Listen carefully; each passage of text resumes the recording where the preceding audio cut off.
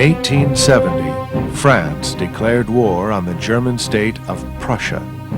Within a few months, the French army was severely defeated, and France, having to give up her northeast provinces of Alsace and Lorraine, was humiliated. The German Chancellor, Otto von Bismark, used the victory in the Franco-Prussian War to consolidate the numerous states of Germany into one powerful empire known as the Second Reich. In 1871, King Wilhelm I of Prussia was proclaimed Kaiser, or Emperor, of Germany on French soil in the Hall of Mirrors at Versailles. In less than a year, Germany had ended France's 200-year domination of Europe and was now a major power to be reckoned with.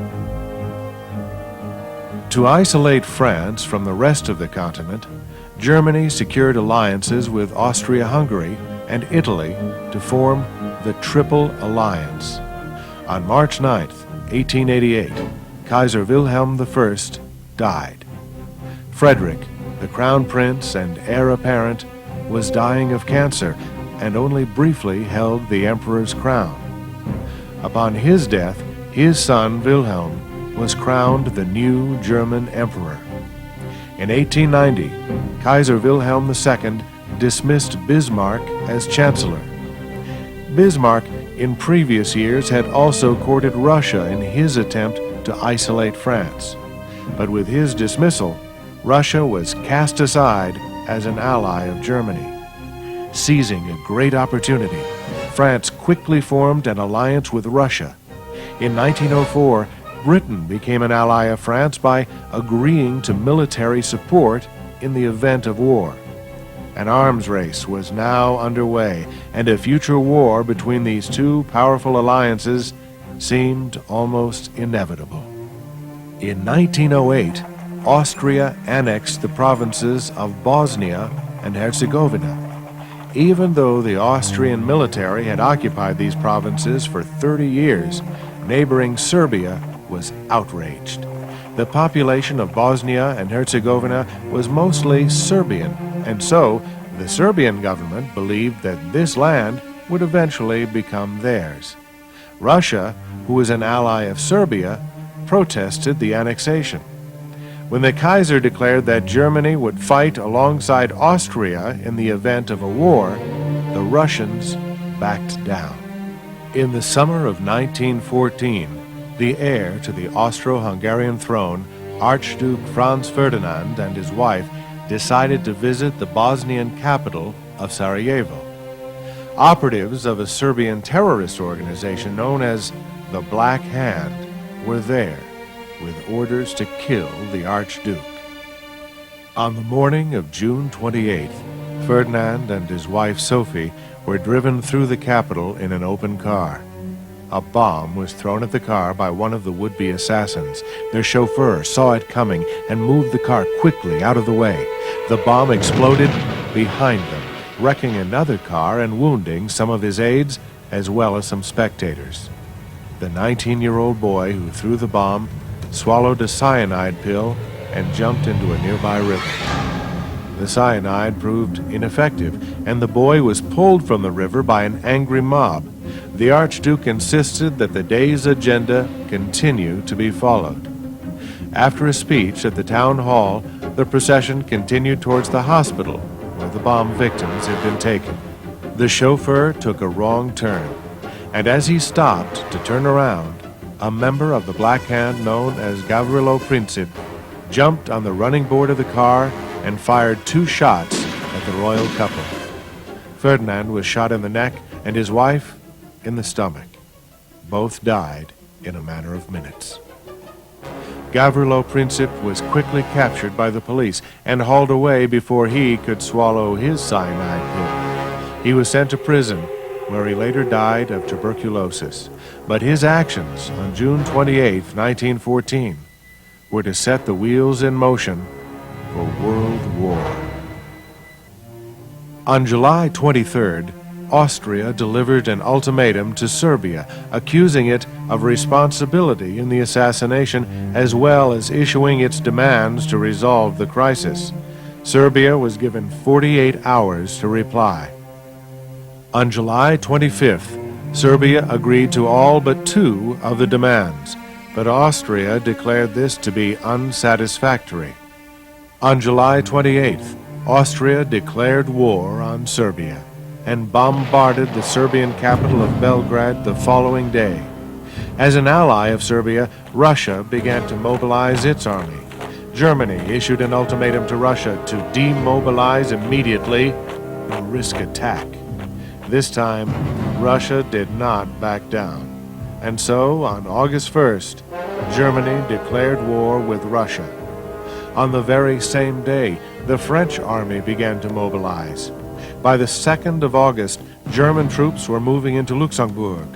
The German government notified the government of Belgium of its intentions of marching through the country to fight the French. Belgium refused. On August 3rd, Germany declared war on France. On the 4th, Britain sent an ultimatum to Germany demanding that the neutrality of Belgium be respected, but Germany refused and began the invasion. Honoring her alliance with France, Britain declared war with Germany that same day. In turn, Germany declared war on Belgium. Austria-Hungary made war with Russia official with a formal declaration on August 6th. The war that would engulf the world had begun.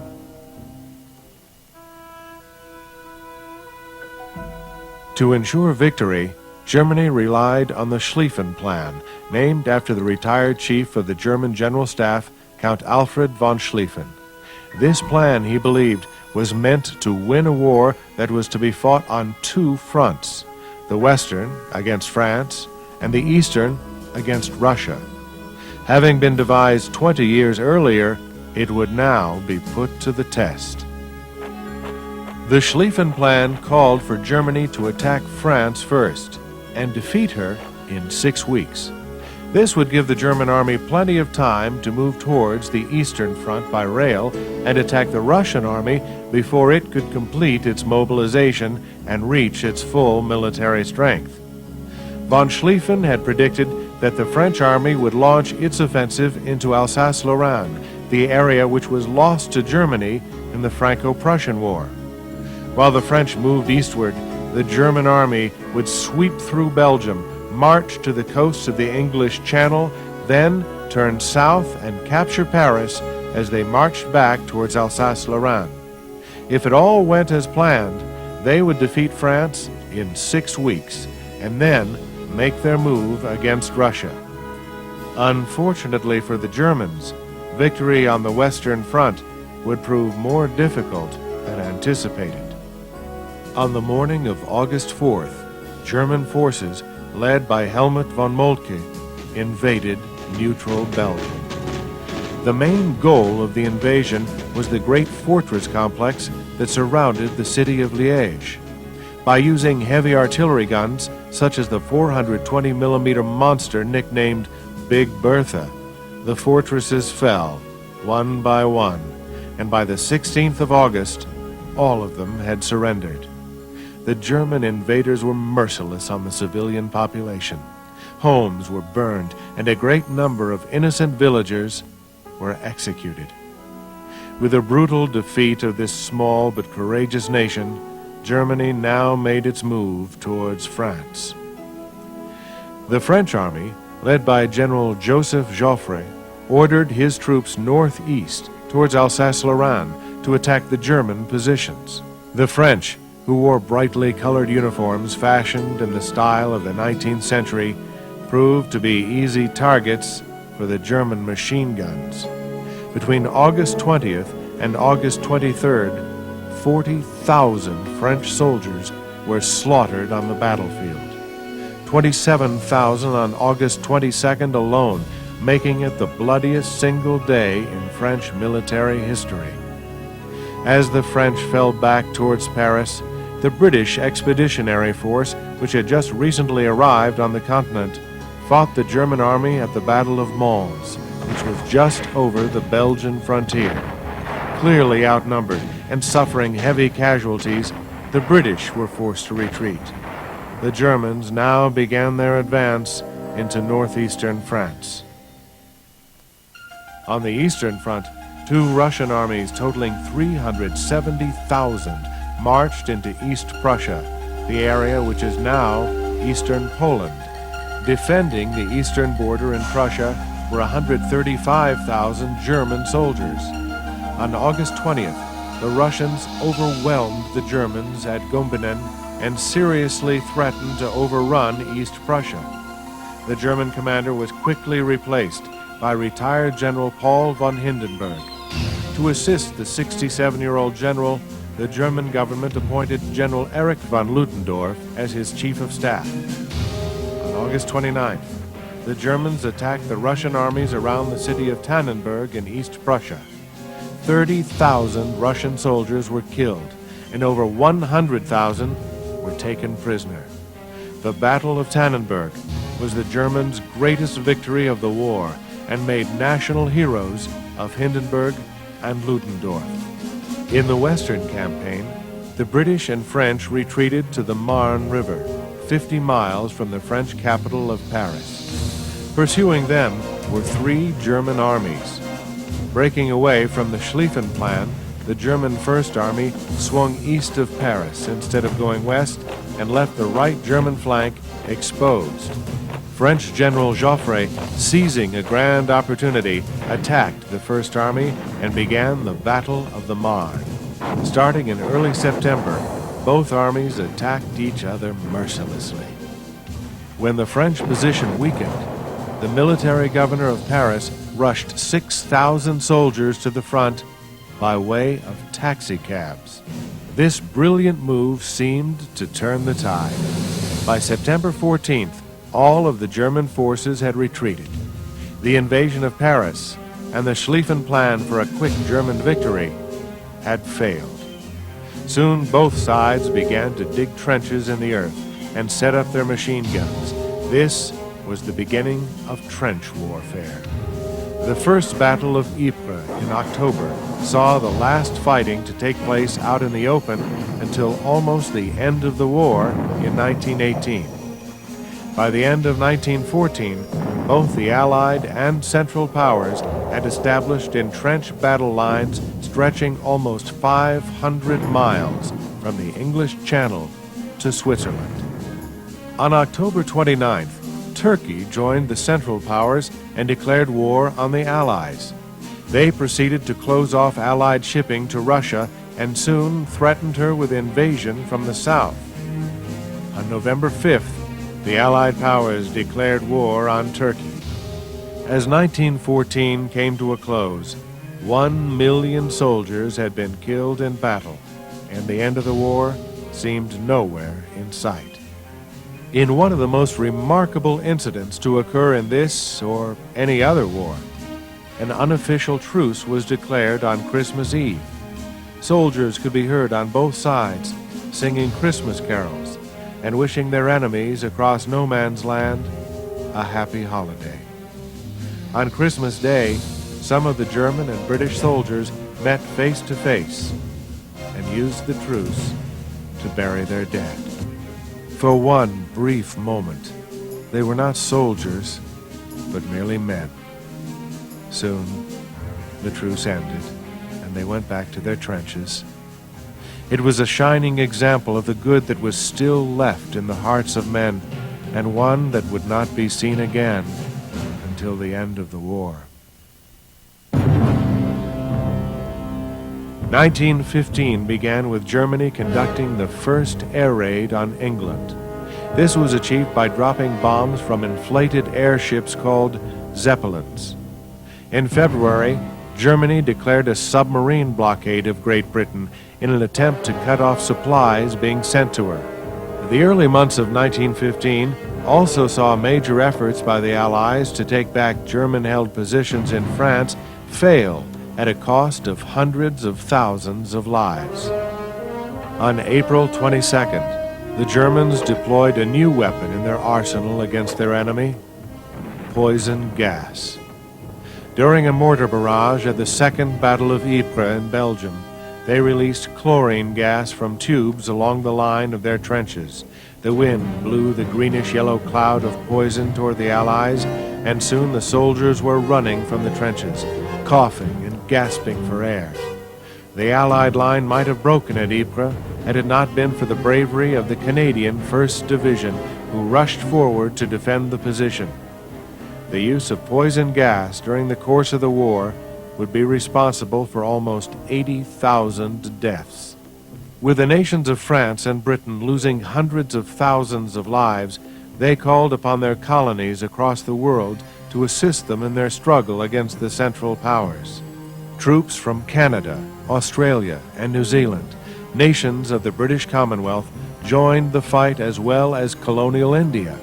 Assisting the French were soldiers from her colonies of Algeria, Morocco, Senegal, and Vietnam. Japan had even joined the Allies and defeated the German colonial port of Qingdao in China. The Great War now encompassed the entire globe. With a virtual stalemate on the Western Front, in February the Allies sent a naval force to invade Turkey through the Dardanelles Strait. Unfortunately, 3 ships were sunk by mines, and the force withdrew. In a second attempt to aid Russia in her fight against the Central Powers, Allied forces consisting of British, French, Australian, and New Zealand troops invaded the Turkish peninsula of Gallipoli on April 25th. The goal of the invasion was to quickly go ashore, seize the high ground, and eventually gain control of the Strait of Bosporus, which would allow for a direct water route to Russia by way of the Black Sea. The invasion, however, was poorly planned, and soon the Allies were pinned down on the beaches as the Turks riddled them with machine gun fire from the hills above the beach. Unable to advance beyond the beachhead, the Allies dug trenches, and soon a stalemate set in. It would last for 8 months and cost hundreds of thousands of lives on both sides before the Allies evacuated Gallipoli in January of 1916.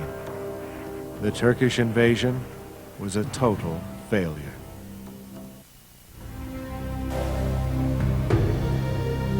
The Germans, in their attempt to block supplies from reaching Great Britain, had been waging submarine warfare since February. The most notorious of their submarine attacks occurred on May 7, 1915.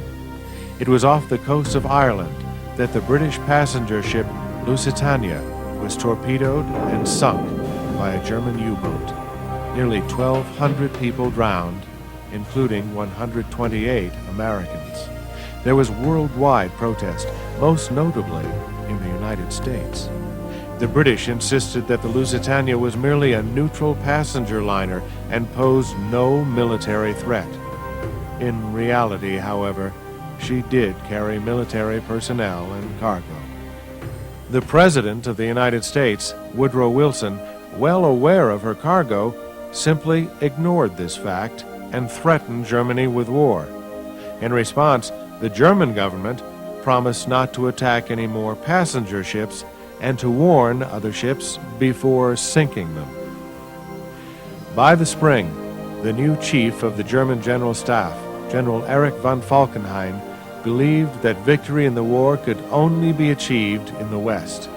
This was to be accomplished through attrition, meaning that the Germans would wear down the British and French to the point of total exhaustion. Generals Hindenburg and Ludendorff, however, believed that the German army should take the offensive in the east against Russia and take only defensive measures on the Western Front. With the Schlieffen plan ruined, and believing that the Russians were an inferior fighting force that could quickly be defeated, the German High Command agreed with the 2 generals from the Eastern Front, and soon a major offensive was launched.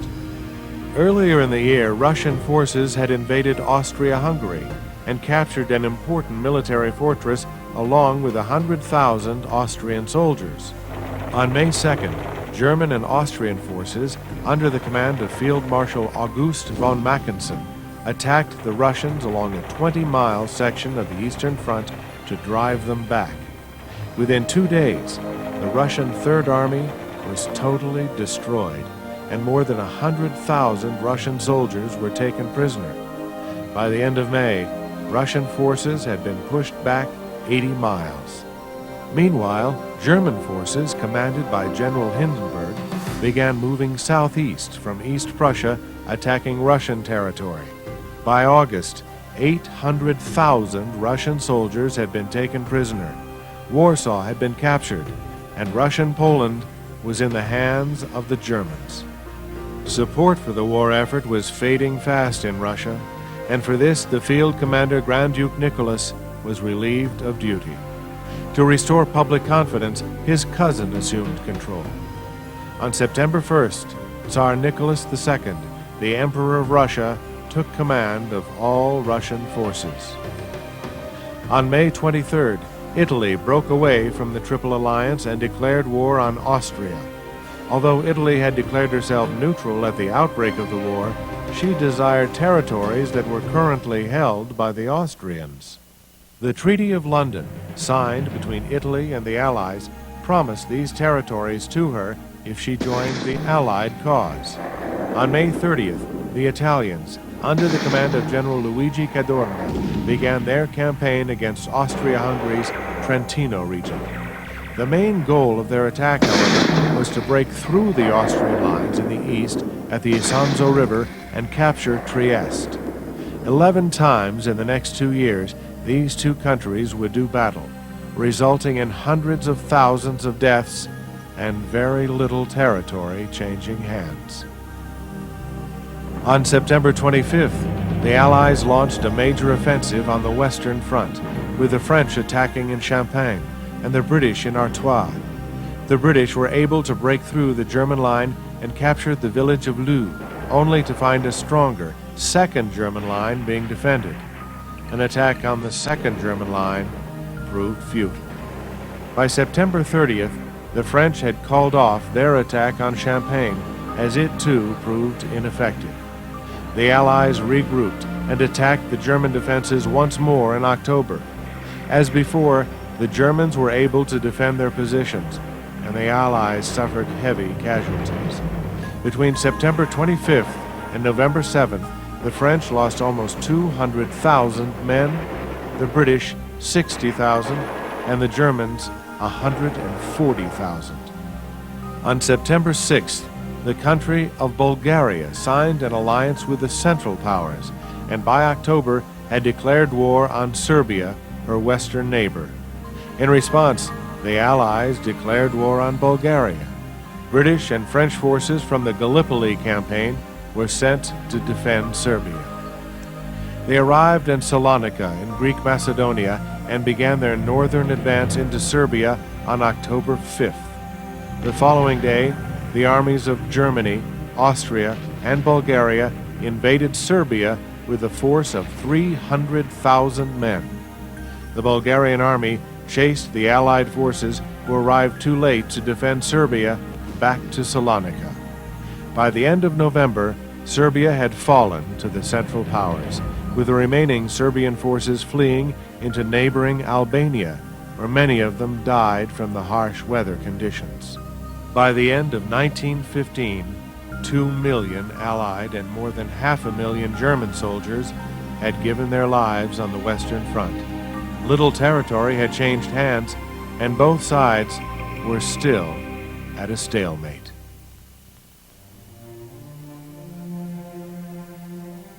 As the year 1916 began, German General von Falkenhayn looked to take the initiative in the Western campaign and destroy the French army. He picked as his target a place of great historical significance to the French people, one they would defend to the last man. This fight would be one of attrition, one that would, in his words, bleed France white. On the morning of February 21st, German artillery bombarded the famous fortress at Verdun in northern France. 1,000 heavy guns, including the 420mm mortars known as Big Berthas, were fired across the 6-mile front. The barrage lasted for 12 hours before the German Fifth Army marched in and attacked the French line east of the Meuse River.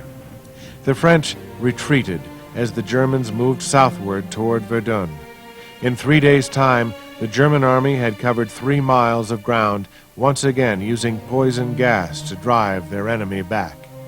By February 25th, they captured Fort Douaumont, just northeast of the city of Verdun. French General Henri-Philippe Petain was called on to take command and defend the city. He vowed that the German army would not be allowed to pass. Reinforcements were called in, and counterattacks were launched. In early June, the Germans took Fort Vaux, which was to the right of the French line, but were still unable to take Verdun. The siege would continue for 10 months, making the Battle of Verdun the longest of the war. The afternoon of May 31st, 1916, witnessed the first and last great battle between the British and German naval fleets. The Germans had wished to lure a portion of Britain's Grand Fleet out into a region of the North Sea known as Jutland Bank and destroy it before the rest of the fleet could arrive. Unknown to the German High Seas Fleet was the fact that the Russians had stolen a German codebook and passed it along to the British.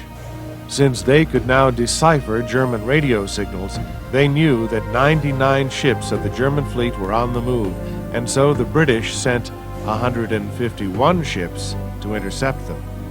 The two great fleets hammered away at each other using torpedoes and their ships' massive guns. Seeing that their initial plan of attack had failed, the German fleet retreated under the cover of darkness and returned to their ports. When the dawn broke on the morning of June 1st, the British Grand Fleet found itself alone and in command of the North Sea. The British had lost 14 ships and 6,000 sailors. The Germans had lost only 11 ships and 3,000 sailors. It was to this fact that the Germans claimed victory at the Battle of Jutland, yet they never attempted to engage the Grand Fleet again. Beginning on June 4th, 4 Russian armies, commanded by General Alexei Brusilov, launched an offensive in Austrian Poland and drove the Austrian forces back almost 60 miles, capturing 200,000 prisoners along the way. As the Russians continued their drive south towards the Carpathian Mountains, 15 German divisions were called away from the Battle of Verdun to assist Austria-Hungary. By September, the Russian advance was halted by the German reinforcements. What started out as the most successful Russian offensive of the war concluded with 1 million Russian soldiers dead and further disillusionment at home about the war effort. With most of the French army fighting at Verdun, the British expeditionary force led by Sir Douglas Haig was left to take the offensive against the Germans at the Western Front. Beginning with 5 days of heavy bombardment, an attack was launched along the Somme River in northwest France. On July 1st, roughly 200,000 British soldiers of an all-volunteer army climbed over the top of their trenches and moved across no man's land toward the German front line. The Germans, with machine guns loaded, were quite prepared to meet them. By nightfall, 20,000 British soldiers were dead. 40,000 more were wounded. It was the single worst day in the history of the British military. Undaunted by the day's results, General Haig continued with the Allied offensive. On September 15th, the British introduced a new weapon, the tank, against the German lines. Some Allied gains were made, but since tank warfare was still in its infancy, no major breakthrough on the Western Front was achieved. By November, severe rain had turned the battlefield to mud, and General Haig finally called off the offensive. The British had gained only 6 miles of ground at a cost of 420,000 lives. With German forces weakened by sending troops to Poland and the Somme, on October 24, 1916, a French counteroffensive was launched at Verdun. By the middle of December, they had recaptured most of the territory that was lost to them the previous February. The Battle of Verdun was over. The cost of human life over that 10-month period was staggering. 542,000 French and 434,000 German soldiers were killed in a battle that accomplished virtually nothing. In August of 1916, General von Falkenhayn was replaced as chief of the German General Staff by Paul von Hindenburg, with Erich von Ludendorff as his first quartermaster general. That same month, Romania entered the war on the side of the Allies and declared war on Austria-Hungary. It immediately invaded the Austro-Hungarian province of Transylvania, but by September, the advance was halted by Austro-German forces. In November, the Central Powers invaded Romania, and by the beginning of the new year, it had been completely conquered. The Great War had not only taken its toll on the soldiers fighting on the front, but on the civilian population in Europe as well. The winter of 1916-1917 was known as the turnip winter, because turnips were the only food in large supply. It was a harsh, cold winter as well, with coal for heating being in short supply. Even with all of this suffering, however, the political leaders of the belligerents saw no end to the war in sight. Britain's new Prime Minister Lloyd George wanted the war to be fought more furiously than ever before. Many in France agreed with him. In Germany, the leaders were discussing their options. Hindenburg and Ludendorff believed that the Navy should once again declare unrestricted submarine warfare. The German Chancellor Bethmann Hollweg, however, believed that this would result in the United States entering the war. The generals reassured the German government that by denying supplies to Britain by sinking Allied shipping to her, she would be out of the war within 6 months, long before the United States could mobilize and pose any threat to Germany. Germany declared unrestricted submarine warfare on February 1st. In response, President Wilson and the United States broke off diplomatic relations with Germany on February 3rd. The month before, British naval intelligence intercepted a coded message from Germany's Foreign Secretary, Arthur Zimmermann, to the German ambassador in Mexico. The message stated that if Mexico declared war on the United States, in possible conjunction with Japan, the German government would assist them in recovering lost territory in the American Southwest, which included Texas, Arizona, and New Mexico. The British delivered the message to the Americans at the end of February, and on March 1st, the Zimmermann telegram was made public in the press.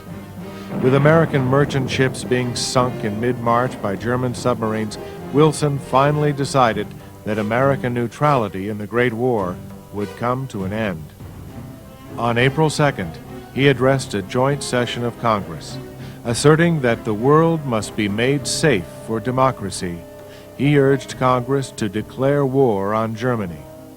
With both houses of Congress in overwhelming support, on April 6, 1917, the United States of America officially declared war on Germany. But while one country was entering the war against the Central Powers, another was bowing out. The war had taken a great toll on the Russian people. 15 million men were called into battle. 5 million had been killed or wounded. By the winter of 1916-17, food was in short supply, and the people had finally had enough. On March 8, 1917, a crowd had gathered in the streets of Petrograd, the Russian capital, demanding bread to eat. When told there was none available, a riot broke out. The following day, the crowds had grown, and so had the violence. On March 10th, the Tsar ordered his army to bring order to the city. The soldiers, however, refused to suppress the rioters and instead joined them in protest. By the 12th, the rioters and soldiers were in control of the entire city. Two rival factions were created out of the mass protest. Members of the Russian Assembly, called the Duma, set up a provisional government. A council of workers' and soldiers' representatives, known as the Petrograd Soviet, was also established. No longer left with the power to govern, Tsar Nicholas II abdicated the throne to his brother, the Grand Duke Michael, on March 15th. He abdicated the following day in favor of the provisional government. The Romanov dynasty, which had ruled Russia since the 17th century, had come to an end.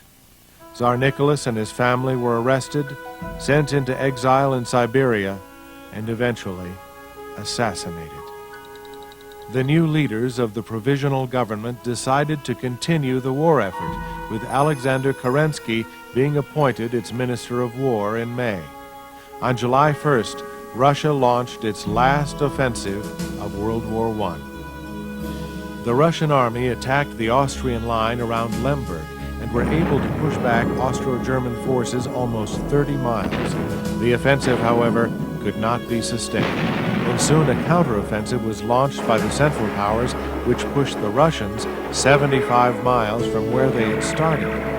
Russia's failure in their final offensive would set the wheels in motion for a second revolution. In the middle of July, a coup was launched against the new government by Bolshevik leftists led by Nikolai Lenin. But after 2 days, it failed, with Lenin and his supporters fleeing into Finland. In August, Alexander Kerensky was appointed Prime Minister of the Russian government. Another attempted coup was launched in September, this time by right-wing forces led by General Kornilov of the Russian army. Kerensky turned to the leftist Bolsheviks for help in gaining popular support for his government. By October, the Bolsheviks held the majority in the Petrograd Soviet, with Leon Trotsky, a close ally of Lenin's, appointed chairman. On October 23rd, the Bolsheviks declared support for an armed uprising against the government.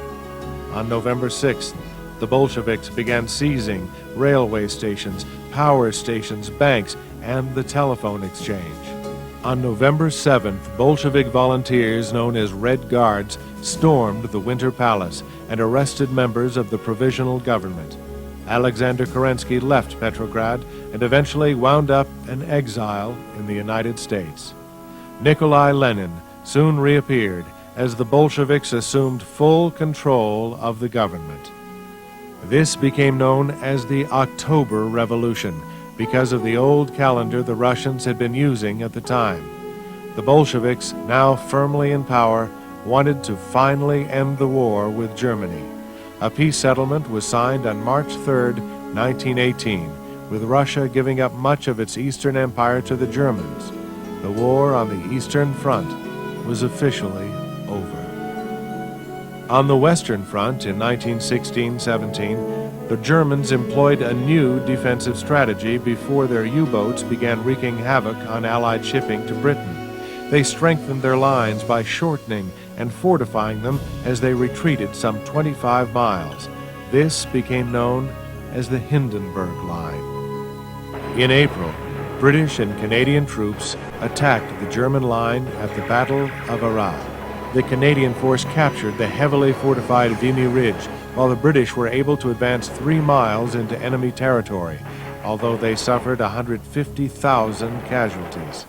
The French offensive, led by General Robert Nivele, began on April 16th, but the Germans were well prepared to meet their advance.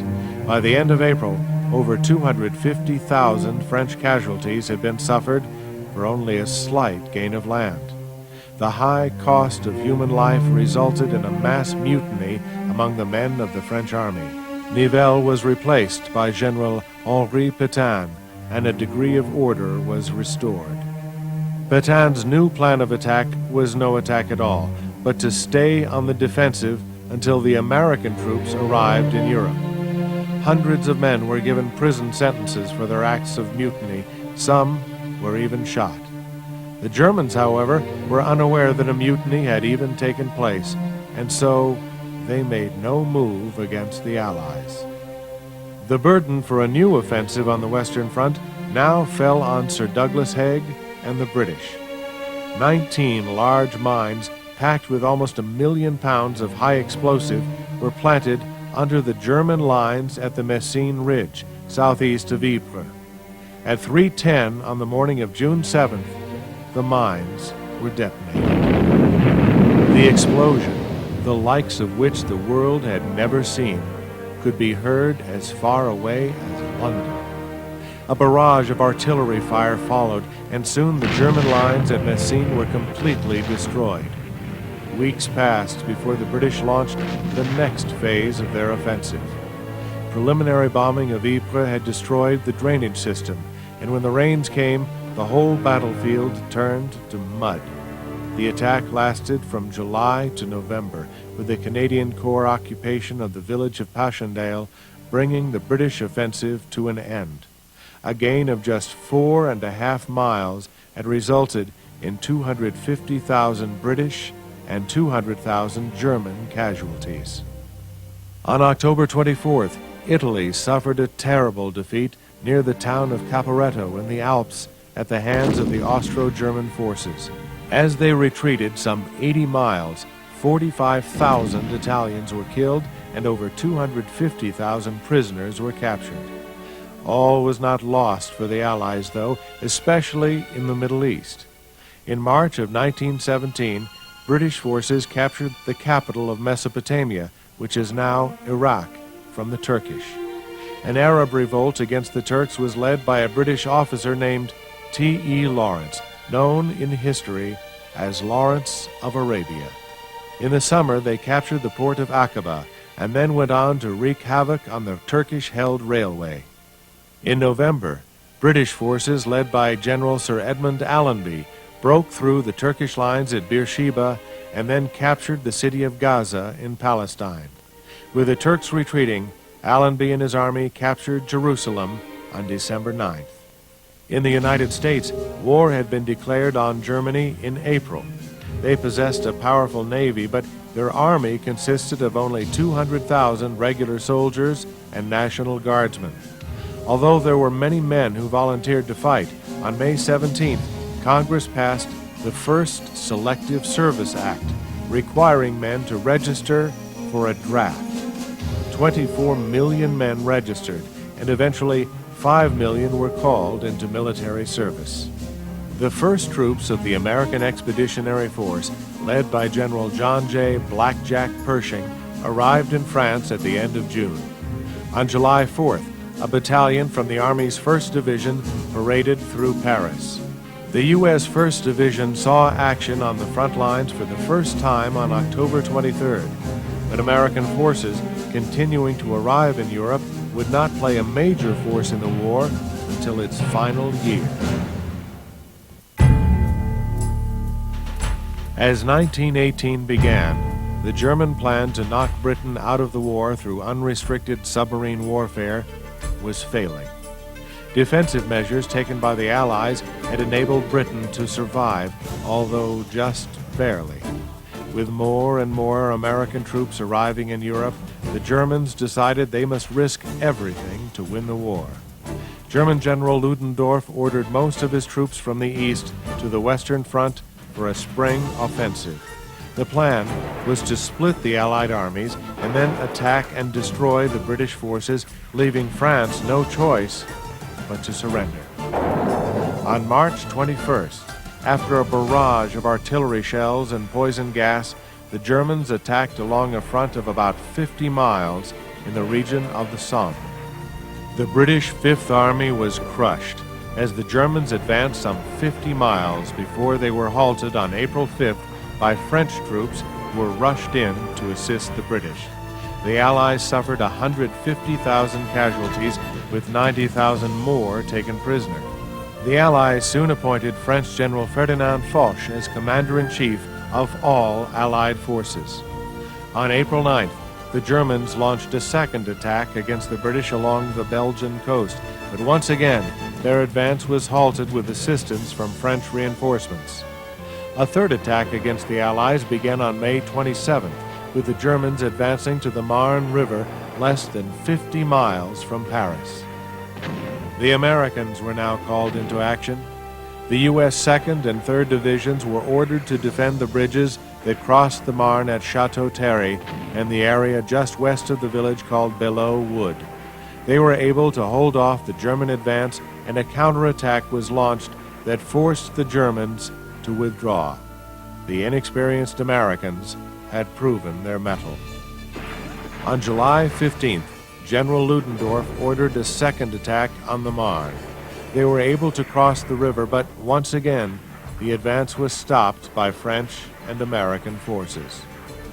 General Foch now called for an Allied counterattack.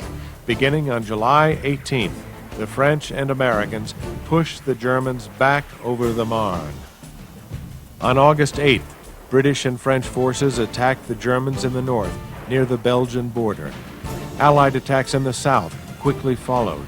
On September 12th, General Pershing led an attack of over 500,000 men of the U.S. First Army against the last held German position in northern France at Saint-Mihiel. It was a great American victory, with 16,000 German prisoners being taken at a cost of only 7,000 casualties. The Germans, now on the defensive, were pushed back to the Hindenburg line, where their March offensive had begun. The end of the war was finally in sight.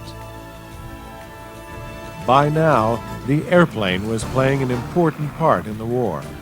In the early days of World War I, they were used mostly for observation, but soon machine guns were mounted on them, and the age of the aerial dogfight was born. The more notable of the aviators, known as aces, were Germany's Baron Manfred von Richthofen, who earned the nickname of the Red Baron by shooting down 80 planes, and America's Eddie Rickenbacker, who shot down 26 planes. The airplane would prove to be even more valuable in the Second World War 20 years later. In September, the Allies attacked and defeated Bulgarian forces in Serbia. By the end of the month, Bulgaria signed an armistice with the Allies and were officially out of the war. September would also see General Allenby lead his British forces to victory in the Palestine campaign. After breaking through the Turkish lines at Megiddo, he was joined by Arab forces led by T.E. Lawrence and soon took Lebanon and Syria. On October 30th, a defeated Turkey signed an armistice marking their exit from the war. On October 27th, the new Italian commander, General Diaz, launched an Allied attack against the Austrians at Vittorio Veneto. The Austrian army was completely destroyed, and by the beginning of November, the Italians finally occupied Trieste. On November 3rd, an armistice was negotiated between Austria-Hungary and the Allied powers. All that remained was the defeat of Germany. On September 26th, an Allied offensive was launched northwest of Verdun between the Meuse River and the Argonne Forest. 9 U.S. divisions, totaling 200,000 men, attacked German-held positions along the 25-mile front. Over the next 7 weeks, more than 1 million American soldiers saw action in the Meuse-Argonne offensive. Over 120,000 casualties were suffered. Officers such as Harry S. Truman, George S. Patton, and Douglas MacArthur provided strong leadership, and each would one day play pivotal roles in the Second World War. On October 8th, an American corporal named Alvin York was responsible for single-handedly capturing 132 German soldiers. He was promoted to sergeant and became the most decorated soldier of the war. On September 29th, the British Expeditionary Force, led by General Haig, finally broke through the Hindenburg line and began to advance into open country. By the end of October, the Americans were in complete control of the Argonne. General Pershing now ordered his men to advance towards the city of Sedan. On October 28th, the German Navy in the port of Kiel was ordered out to fight, but instead, they mutinied. They had simply had enough of the war. So did the German people. On November 9th, a full-scale revolution broke out, and Germany was declared a republic. Kaiser Wilhelm II was forced to abdicate the throne and fled to the Netherlands, never to return. German delegates were sent by train to France to negotiate an end to the war with the Allies. At 5 a.m. on the morning of November 11th, Germany surrendered, and the armistice was signed. The fighting was ordered to stop 6 hours later, and so, on the 11th hour, on the 11th day of the 11th month in the year of 1918, World War I officially came to an end.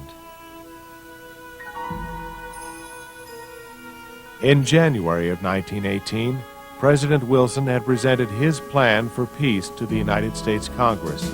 Known as the 14 Points, it included freedom of the seas, self-determination for several nations involved in the war, and the establishment of a League of Nations to keep the peace. In December of 1918, he sailed to Europe to put his peace plan to work. The peace conference began in Paris on January 18, 1919, with 70 delegates from 27 countries. Known as the Big Four, Britain's Prime Minister Lloyd George, France's Prime Minister Georges Clemenceau, Italy's Prime Minister Vittorio Orlando, and U.S. President Woodrow Wilson were by far the most prominent and influential delegates to the conference. They set out to create a new European map. The Russian states of Finland, Estonia, Latvia, Lithuania, and Poland won their independence. The Austro-Hungarian Empire was split into Czechoslovakia, Austria, Hungary, and Yugoslavia, which incorporated the nations of Serbia and Montenegro. Italy and Bulgaria gained new territory, and the provinces of Alsace-Lorraine were given back to France. In the Middle East, the Turkish Empire was split up, with Britain given control over Palestine, Transjordan, and Iraq, and France given control over Syria. Germany was found chiefly responsible for the war and would be forced to pay all reparations. Its army was to be reduced to 100,000 men. They would have no air force or submarines. The German Rhineland was to be turned into a neutral zone and occupied by Allied troops. Germany had no choice but to accept these harsh conditions from the Allied powers. On June 28, 1919, the official peace treaty was signed by German and Allied delegates in the Hall of Mirrors at Versailles. President Wilson was forced to abandon some of his 14 points, but the inclusion of a League of Nations remained intact. Wilson returned to America and presented the Treaty of Versailles to a Senate determined to stay out of international affairs. To gain public support, President Wilson traveled across the country by train, covering 8,000 miles in 22 days. The speaking tour, however, proved too much for him. He suffered a stroke that left him partially paralyzed for the remainder of his term. The Treaty of Versailles was eventually defeated in the Senate by 7 votes. The United States would not join the League of Nations. World War I left behind a legacy of unprecedented death and destruction. 9 million soldiers killed, another 20 million wounded. Millions of civilians died from disease and hunger in the war-torn countries of Europe and Asia. The war had other repercussions as well. Communism became a major political force in the world as Nikolai Lenin and later Joseph Stalin transformed Russia and its surrounding territories into the USSR, the Union of Soviet Socialist Republics. In 1919, a former corporal in the war named Adolf Hitler joined the National Socialist German Workers' Party, or Nazis, and soon became its leader. Running on a campaign to restore Germany to its former glory, the Nazis came to power in the general elections of 1932, and in January of 1933, Adolf Hitler was appointed Chancellor of the German Republic, setting the stage for World War II.